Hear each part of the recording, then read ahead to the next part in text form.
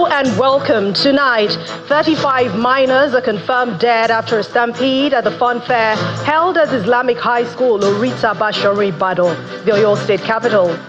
Federal government inaugurates an anti-kidnapping fusion cell aimed at checkmating the activities of kidnappers. CIG Motors and Stanbic IBTC Bank sign an agreement that enables the bank's customers to obtain auto loan facility for any range of brand new PHE cars. And Giselle Pelicott thanks supporters in the speech outside the court after her ex-husband, Dominic Pelicott, is jailed for 20 years for drugging her and recruiting strangers to rape her. On business news tonight, Nigerian Association of Chambers of Commerce, Industry, Mines and Agriculture and the Bank of Industry signed an agreement to disburse 75 billion naira as intervention fund to support micro, small and medium enterprises. On sports, ahead Saturday's heavyweight rematch, Tyson Fury and Alexander Usyk share 11 minutes and 20 seconds face-off in Riyadh as preparations intensify. And from Abuja, the nation's capital, the Minister of the Federal Capital Territory revokes lands belonging to former President Muhammadu Buhari, the Speaker of the House of Representatives, Tajuddin Abbas, and the Secretary to the Government of the Federation, George Akume.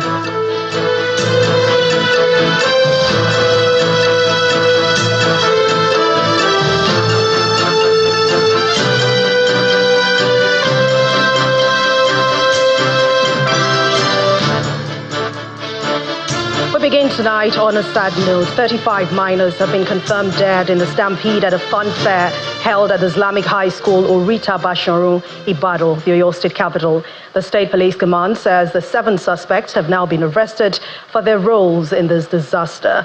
The command spokesman, Adewale Oshifeso, adds that the ex-queen of the Oni of Ife, Naomi Shilekwala, the principal of Islamic High School, Ibadan, Fasasi Abdullahi, and 6 others are in police custody. The police adds that 6 persons were injured and are now receiving treatment at a medical facility.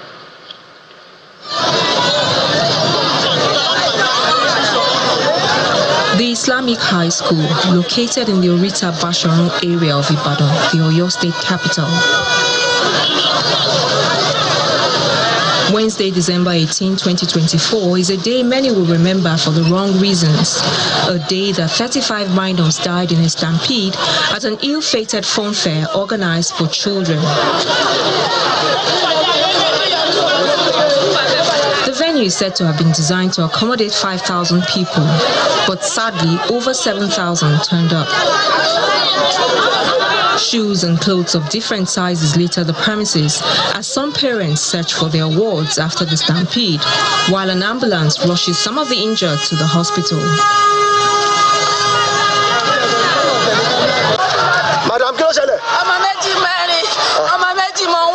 Soon after, the Deputy Governor of Oyo State, Bayo Lawal, visits the scene and he tries to get some information from the police on ground.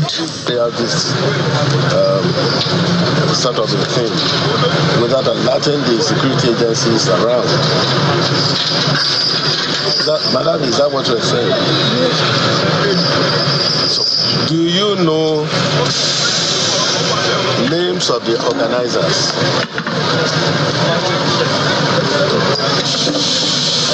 I didn't really know the name of the organizers, but they said they are women under the need of something. According to poster that I saw it. You pick some people, isn't it? We have transferred to you by now ought to have interrogated them. I mean, they ought to have given you a few hints. Who organized this thing? Who are they? We get to know in full details. We get to know in full details. No, I don't want any full details. In the meantime, the Oyo State Commissioner for Information, Dr. Oyelade, sheds light on how the tragedy occurred. When the disaster occurred, Barely 30 minutes after that, the Ministry of Health deployed all its arsenal to ensure that the disaster is mitigated somewhat. The first thing the state government did was to ensure the deployment of personnel onto the scene and also onto those hospitals where the victims were rushed to. Initially, we thought there were 5 hospitals, but later, with investigation, the Ministry of Health found out that indeed 8 hospitals were involved, and we kept track. And we found out that as at now, unfortunately, 35 and not 32 victims have died. With the news of the arrest of the organizers of the event, the expectation is that the Oyo State government will do the needful by holding them to account. And staying with yesterday's unfortunate incidents, President Bola Ahmed Tinubu has now expressed profound sadness over the tragic accident at the Children's Funfair in Ibadan. A statement issued by the Special Advisor to the President on Information and Strategy, Bayo Onanuga, says the President extends his heartfelt condolences to the government and the people of Oyo State, as well as the grieving families who have lost their beloved children. President Tinubu has urgently directed the relevant authorities to investigate the circumstances of this tragedy, emphasizing that it is imperative to determine whether negligence or deliberate actions contributed to the painful incident. And the President is also asking the Oyo State government to take necessary measures to prevent such a tragedy from reoccurring, which includes a comprehensive review of all public event safety measures, strict enforcement of safety regulations, and regular safety audits of event venues. 3 persons have died in a series of bomb explosions in Bassa community in Shiroro local government area of Niger State. The council chairman of Shiroro local government, Akilu Kuta, confirmed the incident to Channels Television via telephone call from Minna, the Niger State capital. He adds that the first blast occurred around 8:30 a.m., followed by another explosion just minutes later, resulting in the death of 2 persons. The third and final blast was said to have taken place around 3:30 p.m. in the Tudun Baturia area of Bassa community, claiming 1 life. In the aftermath of the blasts, victims were rushed to Kuta General Hospital for initial treatment before being transferred to the IBB Specialist Hospital for secondary treatment. The federal government is assuring Nigerians and all residents that it is committed to securing lives and properties at all times. The National Security Advisor, Mr. Nuhu Ribadu, disclosed this in Abuja while inaugurating the Anti-Kidnapping Fusion Cell domiciled at the National Counter-Terrorism Center. Mr. Ribadu, who expressed concern about the increasing case of payment of ransom by relatives of these kidnapped victims, reiterated the commitment to tackle insecurity in the country. The increasing cases of kidnapping and payment of ransom is the reason for this gathering, as security experts converge on the National Counter-Terrorism Center for the inauguration of an anti-kidnap fusion cell. For the want of time. The federal government is collaborating with the British government to set up the cell, and the coordinator explains its mandate. The main objective of the multi-agency anti-kidnap fusion cell was establish, coordinate, and support agencies and services in the operational response to kidnap. According to the Nigeria Security Tracker of the Council of Foreign Relations, an American think tank specializing in U.S. foreign policy and international relations, 19,366 persons were kidnapped in 2,694 kidnapping cases between 2013 and 2023. Meanwhile, SBM Intelligence, an Africa-focused market security intel gathering consulting firm, reports that Nigerians paid 1.048 billion naira as ransom to kidnappers between July 2023 and June 2024. The report adds that 7,568 people were kidnapped across the country within the period. The National Security Advisor frowns at payment of ransom by relatives of victims of kidnapping and urges the cell to be proactive. I urge you to draw from the expertise of each and rise to the occasion. The cell is expected to operate covertly with an operational base at the National Counterterrorism Center. The coordinator of the center adduces reasons for the increasing cases of payment of ransom. Not necessarily you pay ransom that they release your relative. I've known people that after they paid ransom about 3 or 4 times, that's when they see that their relatives are not being released. That's when they now bring the case to us. And we follow it up and get their relatives back. The Anti-Kidnap Fusion Cell is an initiative of the National Counterterrorism Center aimed at checkmating the activities of kidnappers. Thank you so much. Thank you. Thank you very much. Thank you. Yeah.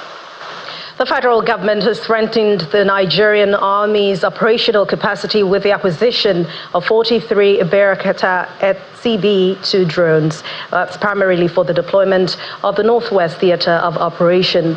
The commander of the Nigerian Army Space Command, Brigadier General Ogeleka, disclosed this in Abuja. He was speaking during the winging ceremony of 43 personnel trained in the operation maintenance of the drones. The commander of the Nigerian Army Space also says the initiative, codenamed Project Guardian, aims to strengthen military operations against insurgency and other security challenges in the region.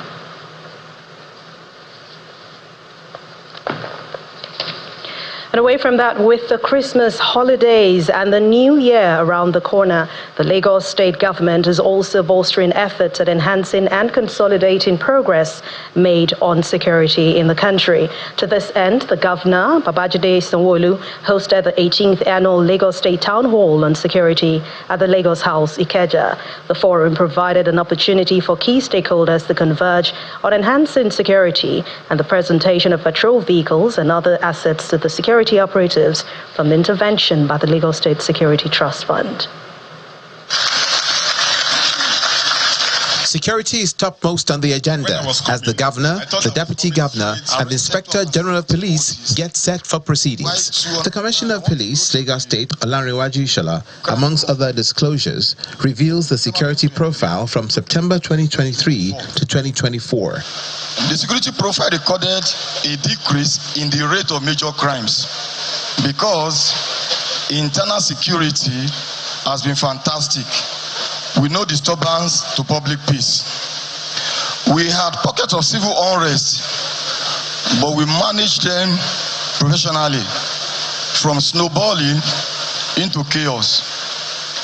At the time in question, we have to employ carrot and stick approach to make sure that we are not seen as toothless bulldogs. But all said and done, human rights laws were adhered to. Approaching the lectern to deliver his goodwill message, the Inspector General of Police commends the Lagos State government. I can recall that since 2007 till date, only one bank robbery succeeded in Lagos. And that was as far back as 2014.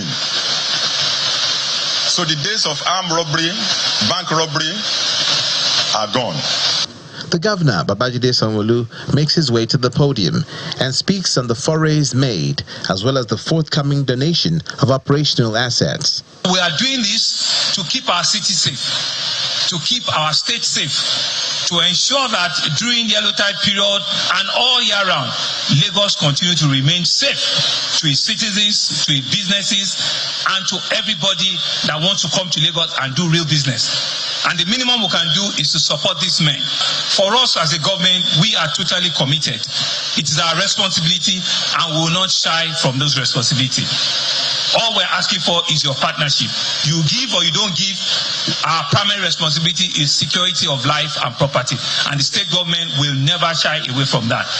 And now for the commissioning.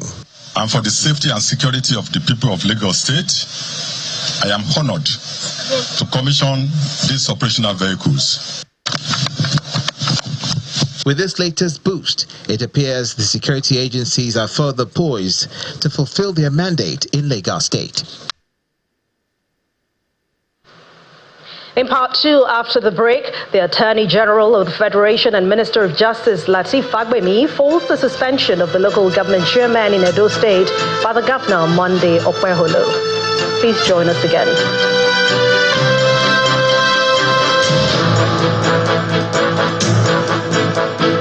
Welcome back. If you've just joined us, you're watching the news at 10 on Channels Television, broadcasting live from Lagos. A reminder of our top stories. 35 minors are confirmed dead after a stampede at a funfair held at Islamic High School, Urita Bashori Bado, the Oyo State capital. The federal government inaugurates an anti-kidnapping fusion cell aimed at checkmating the activities of kidnappers. CIG Motors and Stanbic IBTC Bank sign an agreement that enables the bank's customers to obtain auto loan facility for any range of brand new GAC cars. And Giselle Pellicott thanks supporters in a speech outside the court after her ex-husband Dominic Pellicott is jailed for 20 years for drugging her and recruiting strangers to rape her.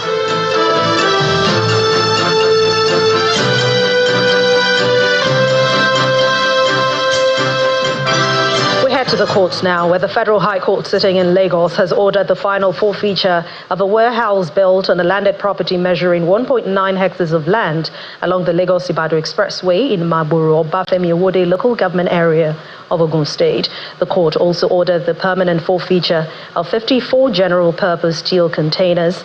Justice Dainde Dikpeolu made the order for the final forfeiture to the federal government of Nigeria after the Economic and Financial Crimes Commission, the EFCC, moved an application for the forfeiture of the assets since no person or organization came forward to claim them.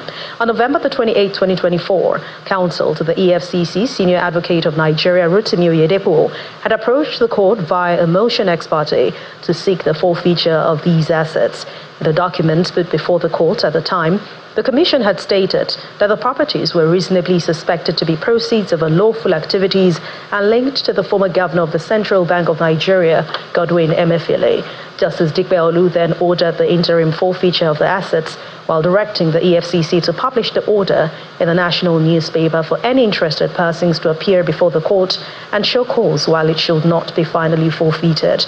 But at the resumed hearing today, Justice Oyedepo told the court that the Commission had complied with the court's directive and no one had come forward to lay claims to these assets. Oyedepo then submitted that the final forfeiture order was brought pursuant to Section 44(2)(b) of the Constitution of the Federal Republic of Nigeria 1999 as amended, and Section 17 of the Advance Fee Fraud and Other Fraud-Related Offences Act 2006. The lawyer also asked the court to make a final forfeiture order to the federal government of Nigeria, properties contained in a Scheduled A to A warehouse built on the landed property measuring 1.9 hectares, lying, being and situated at Kilometer 8 along Expressway, Lagos-Ibadan, Maburu, and 54 general-purpose steel containers, which are suspected to be acquired or have been acquired by unlawful activities. Justice Marianne Aneni of the Federal Capital Territory High Court Abuja has granted former Governor Yahaya Bello of Kogi State bail in the sum of 500 million naira with 3 sureties in like sum. Delivering the ruling, Justice Aneni acknowledged that the offense Mr. Bello was charged with is bailable. The judge added that the sureties must be notable Nigerians with landed property in Maitama, Jabi, Utako, Apo, Guzape, Garki, and Asokoro in the FCT. Our correspondent Emmanuel Ikele reports. The immediate governor of Kogi State, Mr. Yahaya Bello, arrives at the Federal Capital Territory High Court Abuja for hearing on his fresh bail application.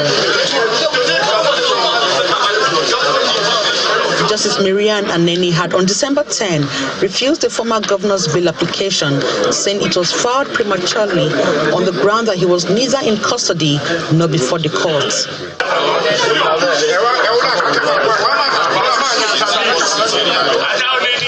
However, his counsel approached the court with a fresh bail application in the alleged 110 billion naira money laundering charge filed by the Economic and Financial Crimes Commission.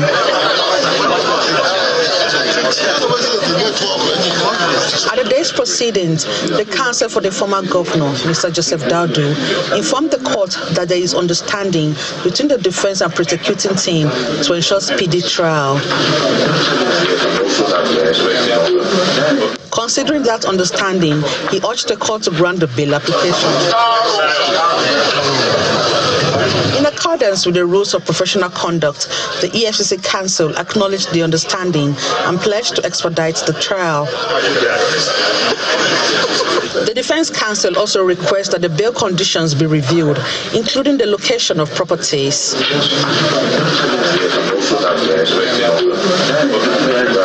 In her ruling, Justice Aneni granted the former governor bail in the sum of 500 million naira with 3 sureties in like sum.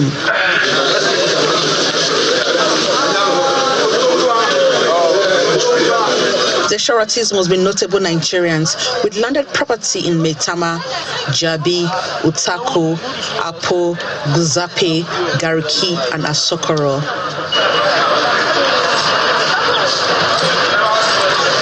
Mr. Bello was also asked to deposit his international passport and other travel documents with the courts. He is to remain at the Koje Correctional Center until the bail conditions are met. Emanuela Ekele, Channels Television News. The Attorney General of the Federation and Minister of Justice Lateef Fagbemi has faulted the suspension of the local government chairman in Edo State by the governor Monday Okpeholo. While fielding questions from newsmen in Abuja, the minister said that it was only the legislative arm of local governments that can sack or place council chairmen on suspension. He said that under the current dispensation, local government chairmen cannot be removed or suspended by any governor without following due process. And the 2025 appropriation bill has sealed second reading in the Senate. The lawmakers passed the bill after debating the general principles of the bill during plenary today. President Bola Tinubu had presented the budget of 49.7 trillion naira to a joint session of the National Assembly. The House of Representatives is set to present the sum of 704.91 million naira to President Bola Tinubu to alleviate the economic challenges faced by vulnerable Nigerians following the removal of the petrol subsidy. This announcement was made during Thursday's plenary session, where the Speaker, Honorable Tajuddin Abbas, highlighted the commitment of the lawmakers to address the nation's critical needs. Meanwhile, the House has passed the extension of the 2024 Appropriation Act, while the 2025 proposed budget scaled second reading in the House. We turn our attention to infrastructure now as we head over to Abuja studios, where Malkwe Ogun Yusuf is standing by to give us more on the news at 10. Hello, Malkwe. Hello, Anne. Well, our stories start right here in the Federal Capital Territory, where the federal government is pledging to tackle food insecurity in the country as it has taken decisive steps to curb the menace. The special advisor to the president on political matters, Mr. Hakim Baba Ahmed, stated this when he represented Vice President Kashim Shettima at the 2024 Federal Radio Corporation of Nigeria Annual Lecture and Awards in Abuja. Mr. Baba Ahmed highlighted the creation of the Ministry of Livestock Development as a key indication that government is taking proactive steps to end food insecurity. Our correspondent Dele Omoyeni reports. The annual lecture and awards ceremony of the Federal Radio Corporation of Nigeria provides a platform to stimulate discourse on issues of national interest and generate lasting solutions. The theme for this year's edition is Food Security in Nigeria, which way forward. The importance of food and its security is an issue right in the front burner of governance the world over, especially in the last few years. That is why, and rightly so, one of the key components of the renewed hope agenda of the Bola Tinubu administration is food security. The special guest of honor is Vice President Kashim Shettima and is represented by the special advisor to the president on political matters, Mr. Hakim Baba Ahmed, who pledges the federal government's commitment to address the food security challenges in the country. Our commitment to boosting agriculture through industrialization is reflected in the establishment of special economic zones across key states, designed to attract investments in food packaging and agro-allied industries. In their goodwill messages, dignitaries call for a collective approach to solve the crisis. Nigeria's path to food security is not insurmountable, particularly through our collective resolve. We can transform our nation into a land of abundance where no Nigerian goes to bed hungry, like the president will say. It is the intention of the ministry, as part of our mandate, to abandon the livestock sector for active private sector enterprises to promote the value chains and drive employment as well as poverty reduction. The guest lecturer is a renowned agricultural expert from the University of Maiduguri, Professor Abba Gambo. He identifies some of the causes of food insecurity in the country. The present status as of today in the agricultural sector is that the whole industry is rudimentary. The hoe that my grandfather used is the same hoe that my father used, and is the same hoe that I'm also using today. When you go to southern Nigeria, the cutlass that your grandfather used, your father used, is the same cutlass matches. No technology at all. And the piece of land is usually in small hectareages. He also lists some of the measures that should be taken to address the situation. So I recommend strongly that the community marketing boards of previous years should please be brought back. Let every local government area, 774, know their comparative advantage in agriculture and let them focus on that particular crop alone. Popularly known as the FRCN October Lecture, the management of the corporation is reviving the event by introducing an awards ceremony to recognize exceptional organizations that are contributing to national developments. Delio Moyeni for Channels Television News. Still ahead on the news at 10, Nigerian Association of Chambers of Commerce, Industry, Mines and Agriculture, NASIMA, and the Bank of Industry signed an agreement for disbursement of 75 billion naira intervention fund to support micro, small and medium enterprises across the country. That's some business news. Please join us again. Welcome back. The Minister of the Federal Capital Territory, Mr. Nyesom Wike, has revoked lands belonging to former President Muhammadu Buhari, the Speaker of the House of Representatives, Mr. Tajuddin Abbas, the Secretary to the Government of the Federation, Mr. George Akume, and 759 other prominent figures and organizations. This was contained in a publication by the Federal Capital Territory Administration and made available to Channels Television by the Special Advisor to the FCT Minister, Mr. Larry Olayinka. In a separate publication, the minister also threatened to revoke lands belonging to the minority leader of the House of Representatives, Kingsley Chinda, former president of the Senate, Iyorchia Ayu, and Ame Ebute, the chief whip of the Senate, Tahir Mongono, and 610 others if outstanding fees owed to the FCT administration for certificate of occupancy is not paid within 2 weeks. The area known as the Federal Capital Territory has a landmass of approximately 7,315 square kilometers, and the power to allocate the land resides in the FCT minister, according to the Land Use Act. The number of undeveloped land in the nation's capital was one of the major concerns of the FCT administration when the FCT minister, Mr. Nyesom Wike, assumed office. 1 month after assuming office, the FCT revoked properties partly located in highbrow districts and satellite towns across the FCT.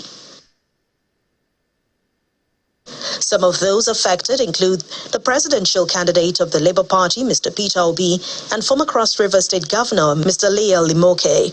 For religious grants, okay. Instead of 3 months, we can give you additional time. So our people should stop this issue. Oh, he's targeting a social group. He's targeting a social religion. He's targeting a social ethnic group. No. It is for the interest of all of us. Don't allow politicians who will have one squabble or the other, who have no capacity to face me in the war front, political war front. Then they fall back to religion or ethnic sentiment. Fast forward 15 months after, the FCT administration has revoked more properties belonging to prominent Nigerians. This time, members of the ruling All Progressives Congress Party are affected as the minister revoked land titles belonging to several high-profile individuals, including former President Muhammadu Buhari, the Speaker of the House of Representatives Tajuddin Abbas, ex-Chief Justice of Nigeria Justice Walter Onnoghen, Secretary to the Government of the Federation Mr. George Akume, and about 760 others. You cannot be in this kind of position. You say you will not be blackmailed. Particularly as regards this Abuja. There are so many land grabbers. Some of us have come to put our feet down. Let heaven fall. It is even better that heaven comes down now, so that we will not be fasting again to go to heaven. We will stop anybody who thinks that you can take government land for whatever without formal approval. The minister maintains that his administration is determined to clean up the FCT land registry, and residents should expect more revocations in the days ahead.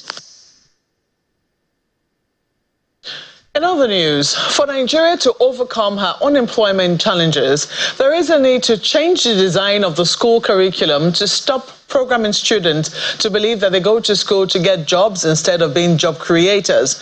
This is one of the suggestions at the 69th edition of the Center for Values and Leadership Colloquium, with the theme celebrating a legacy of innovation and leadership, held today in Lagos. In keeping with its commitment to affect the next generation to be leaders without care for title, the CVL said honoring Dr. Dele Fajemirokun is one of the ways to encourage young people to believe in themselves, that where there's a will, there is a way. This honor is a well-deserved honor for the right person at the right time, by the right people, and at the right place. Thank you so much. God bless this company. Known for his strategic leadership and mentorship style, Dr. Dele Fajemirokun being honored with Leaders Without Title award did not come as a surprise to many. In the words of the founder of the Center for Values, the organizers of the event, this 69th edition of the Tribute Colloquium provides an opportunity not just to celebrate his accomplishments, but the grit with which he has been able to build enterprise is enormously impressive, and it was important to share it with another generation so that we can have a tradition of building businesses to last and intergenerational wealth transfer take place. Kicking off the conversation, Professor Pat Otomi asked the panelists how badly Nigeria needs entrepreneurs. We require entrepreneurs, and we require a program of entrepreneurship to enable our people to develop our economy to the levels that we want. But this group is not unmindful of the pitfalls there are to being an entrepreneur in Nigeria. Dr. Henrietta Onweweze, an academic herself, said the school systems need to change in order for them to produce students with a job creator mindset. While the chairman of Mutual Benefits Group urges budding entrepreneurs should be bold to do things differently while providing the services that people need. Small businesses are powerful. Okay? Ask yourself, what problem can I solve? And you're already on your way to making money. And as you make it, it's not once you start that you start making all the money. No. Believe in yourself, grow gradually. Everything that nature creates, follow natural causes. Divisional Head, Corporate Finance and Advisory Service of the Bank of Industry told budding entrepreneurs not to be discouraged by initial setbacks. So what we have done is that we have set up and engaged over 400 consultants that are called business development consultants. What they do is they take people like you who have ideas and they help to put those ideas in a bankable form, in a language that the banker will understand. The bank pays for it. Why do we do that? Because we're a development bank. Knowing that more than 90% of SMEs fail during their first 5 years, it was emphasized that training is key. while budding entrepreneurs should not be afraid to start small, but think big. And above all, they should not forget to pay themselves and must always remember that revenue is not equal to profit. Meanwhile, the Managing Director and Chief Executive Officer of ABM Global Group, Prince Alex Mbata, has been conferred with an honorary doctoral degree for his contributions to Mountaintop University, Mountain of Fire and Miracles Ministry, and the Society. Prince Mbata was honored for his service at the 6th convocation ceremony of Mountaintop University in Ogun State. It's the 6th convocation ceremony of Mountaintop University in Ogun State, an occasion to celebrate the academic excellence of 378 graduating students who are awarded degrees at both undergraduate and postgraduate levels. And I believe that with God, 3 exemplary individuals are also being honored, including Prince Alex Mbata. The convocation lecture, delivered by the Governor of Taraba State, Dr. Agbu Kefas, reminds the graduates that they all have something to offer the world. these talents are the tools with which you will build, innovate, and inspire. Just like the Bible reminds us in 1 Peter chapter 4, verse 10, that each and every one of you should use whatever gift you have received to do what? To serve others. The Chancellor of the University, who also is the General Overseer, Mountain of Fire and Miracles Ministries worldwide, Dr. Daniel Olukoya, leaves the graduates with a charge. As you new graduates step into a fresh life, I'm bringing a charge before you. Number one is be the salt and the light in the world. Honoris causa. Prince Alex Mbata, the Managing Director and Chief Executive Officer of ABM Global Group, for his contributions that have significantly impacted Mountaintop University, Mountain of Fire and Miracles Ministries, and the Society, is conferred with an honorary degree of Doctor of Letters, honoris causa, of the university. The honorary graduate, singing songs of praises, makes a donation to the school. I understand the challenges, especially in regards to accommodation for students. On that note, Prince Alex Mbata Humanitarian Foundation and her partners have discussed and agreed to build and donate a 100-bed female hostel. His receipt of the honorary degree is to recognize his efforts to empower lives and support development. He extends his gratitude for the honor. I appreciate the university for this great honor, and it's an inspiration, it's an encouragement. It has also empowered me to do more. Since its inception, Mountaintop University has graduated a total of 1,453 students, including masters, postgraduate, and PhD candidates. And that's all from Abuja, the nation's capital. Jackie Rogers is standing by with business news.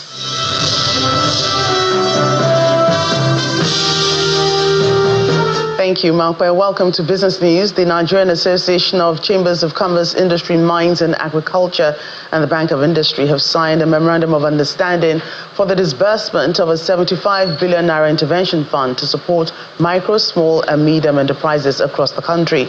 The agreement was made official today by the President of NASIMA, Mr. Delioye, and the Managing Director and Chief Executive Officer of the Bank of Industry, Mr. Olasupo Olusi, at the BOI's office in Lagos. Both parties say the intervention will help address funding challenges faced by MSMEs while improving growth across various sectors of the economy.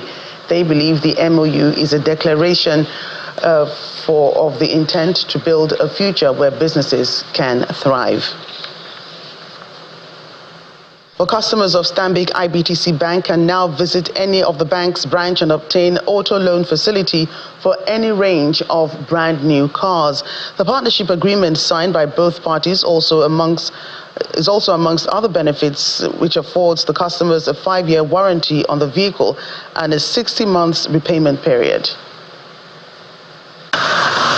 The GACG-style showroom plays host to the management of Stanbic IBTC Bank, and on the ground are the hosts from CIG Motors.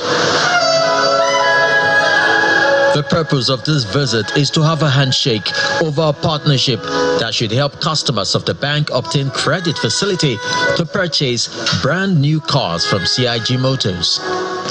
We believe that Stanbic IBTC, being one of the most premium bank in Nigeria, with the way you operate your business, the structure of the bank, we believe that the people we are looking for that can afford to buy a car are directly your customers.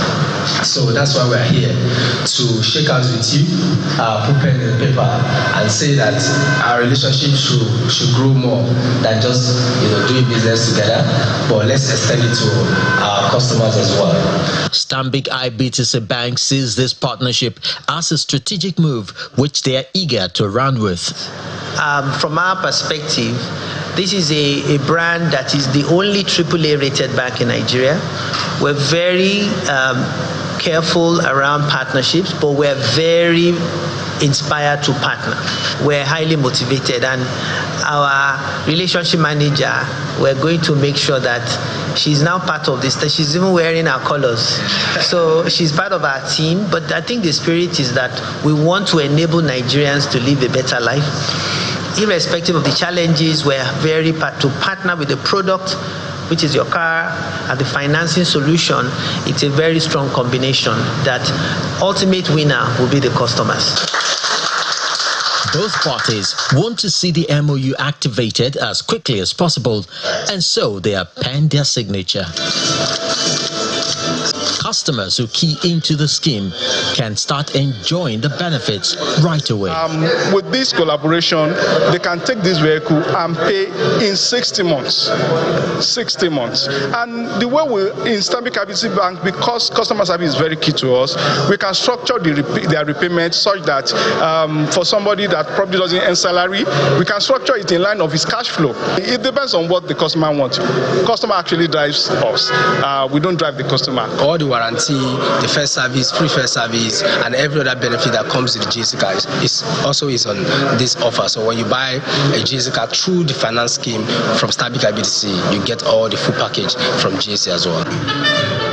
The management expects that Stanbic IBTC Bank customers would take advantage of these offerings by simply walking into any of the bank's branch. And at the stock market, the bullish trend continues for an 8th consecutive session, driven by bargain hunting in Aradel as well as positive performance from other advancers. Willie Bong has more details.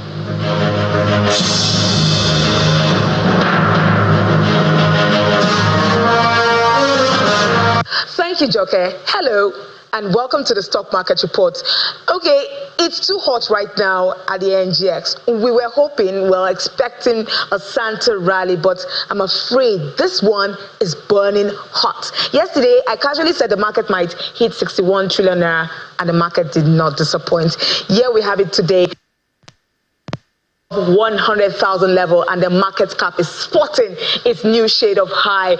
For a penultimate trading day, the week is looking very green, and it's all thanks largely to stocks in the banking, consumer goods, and oil and gas sectors. You can see them right there on the screen there. The banking sector is up today 0.73%, oil and gas 0.32%, MRS very well in the green there, and consumer goods, Honeywell doing its magic there. But Aradel stood out of the pack today, opening at 664 naira and closing today at 730 naira 40 kobo.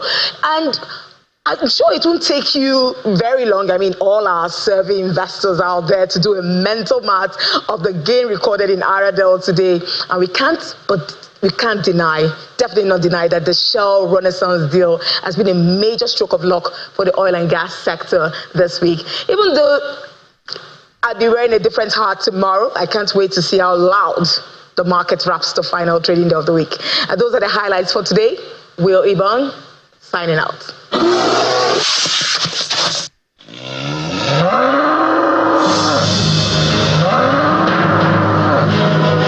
That's Business News Tonight. Back to you, Anne.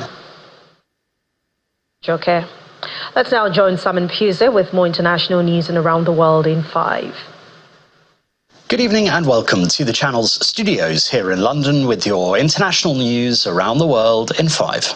Giselle Pellico has thanked her supporters in a speech outside court after her ex-husband, Dominique Pellico, was jailed for 20 years for drugging her and recruiting strangers to rape her. J'ai voulu, en ouvrant les portes de ce procès le 2 septembre dernier, by opening the doors to this trial on September the 2nd last year, I wished for society to join in the debates that were held. I never regretted this decision, she said.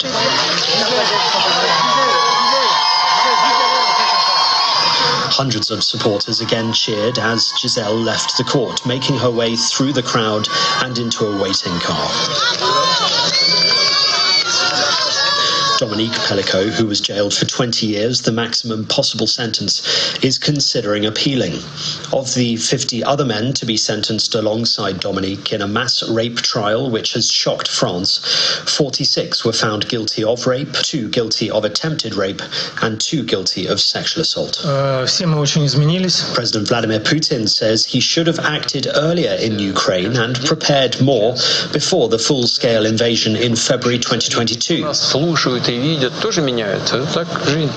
Speaking at a marathon 4-hour-long end-of-year press conference, the Russian leader also denied that the collapse of Syrian President Bashar al-Assad's regime is a defeat for Russia. The annual event is an attempt for Mr. Putin to deliver a carefully choreographed positive message without too much free or independent scrutiny from journalists. The new de facto leader of Syria, Ahmed al-Sharaa, has said the country is exhausted by war and is not a threat to its neighbours or to the West. In an interview, he called for sanctions on Syria to be lifted. Sharaa led the lightning offensive that toppled Bashar al-Assad's regime less than 2 weeks ago. He denied that he wanted to turn Syria into a version of Afghanistan and said he believed in education for women. French President Emmanuel Macron has arrived in Mayotte as the French Indian Ocean territory continues to reel from the devastation of Cyclone Chido. Macron said he had brought 4 tons of food and health cargo with him. At least 31 people are reported by French officials to have died, while thousands are still missing after the cyclone tore through the small islands on Saturday. A state of exceptional natural disaster has been declared in Mayotte. Officials say at least 13 people have died and 2 more are missing after an Indian Navy speedboat ploughed into the side of a passenger ferry off the coast of Mumbai. 3 Navy personnel are among the dead, while more than 100 people have been rescued. Footage of the incident posted online shows the speedboat circling before colliding with the ferry, which later capsized. Police say a Google Street View image of a man loading a large white plastic bag into the boot of his car has helped unravel a murder case in a northern Spanish town. It captured the exact moment the body of the victim was allegedly being removed. 2 people were arrested last month accused of being responsible for the disappearance. House Republicans have now unilaterally decided to break a bipartisan agreement. The possibility of a US government shutdown has grown more likely after President-elect Donald Trump called on Republican lawmakers to reject a bipartisan funding bill and followed heavy criticism of the bill by tech billionaire Elon Musk. The short-term funding bill will need to be passed by Congress by the end of the week to prevent many federal government offices from shuttering beginning on Saturday.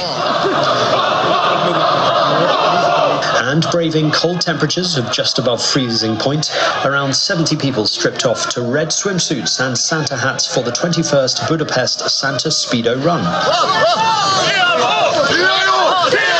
Participants ran cheering and shouting across the city centre, much to the amusement of locals and tourists. Moving, cheering and singing gave the runners the energy to bear the chilly temperatures, they said, insisting that they were not cold.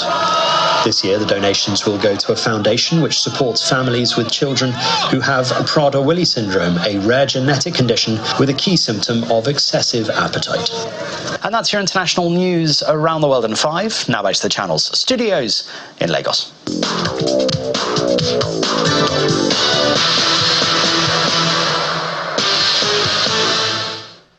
Many thanks indeed, Simon, and welcome to Sports News. Alexander Usyk and Tyson Fury were locked in a bad-tempered face-off for a full 11 minutes and 20 seconds earlier today as preparations for their heavyweight rematch turned serious in Riyadh, Saudi Arabia. Fury, stung by his split decision loss, has appeared laser-fair focused during fight week in Saudi Arabia capital as he seeks to hand Usyk his first professional defeat. And that sports is back to Anne.